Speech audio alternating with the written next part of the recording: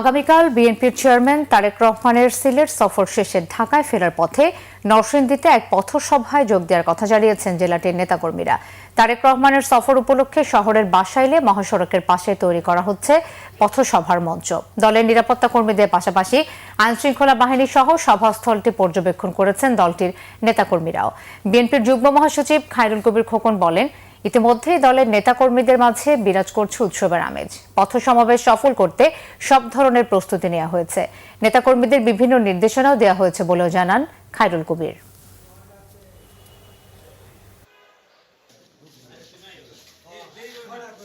আমরা এইটাকে কিভাবে সার্থক সাফল্যমণ্ডিত করার জন্য, তার সমাবেশকে স্মরণীয় বরণীয় করে রাখার জন্য আমরা ব্যাপকভাবে প্রস্তুতি নিচ্ছি। আমাদের সব সাব কমিটি করেছি, উপকমিটি করেছি এবং আমাদের আমাদের তৃণমূল পর্যায়ের নেতা কমিটিকে নির্দেশ দিয়েছি তারা যেন স্বতঃস্ফূর্তভাবে সেই অনুষ্ঠানে উপস্থিত। আমরা আশা করবো যে শুধু আমাদের দলের না, আমাদের মানে সব শ্রেণী পেশার মানুষ সেদিন ওনাকে এক নজর দেখার জন্য তিনি আসছেন।